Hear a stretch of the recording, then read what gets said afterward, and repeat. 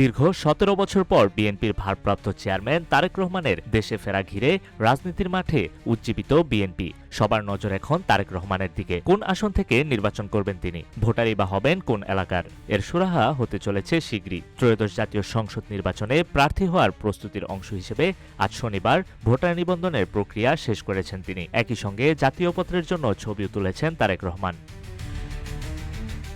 নির্বাচন কমিশন ইতিমধ্যে চূড়ান্ত ভোটার তালিকা প্রকাশ করলেও আইন অনুযায়ী ভোটার হওয়ার যোগ্য কোনো ব্যক্তিকে যে কোনো সময় তালিকায় অন্তর্ভুক্ত করার ক্ষমতা রয়েছে নির্বাচন কমিশনের। কিউব হোল্ডিংসের গল্পে সেই রেখাটি আঁকা হয়েছিল আজ থেকে ১ যুগ আগে।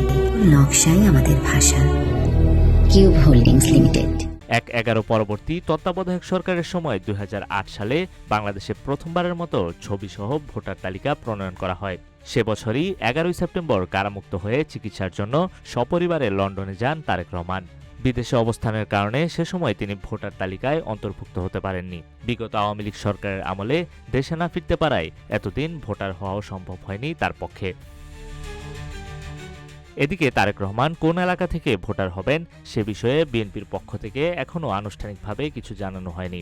তবে দলীয় একাধিক সূত্র জানিয়েছে তিনি ঢাকারই ভোটার হবেন।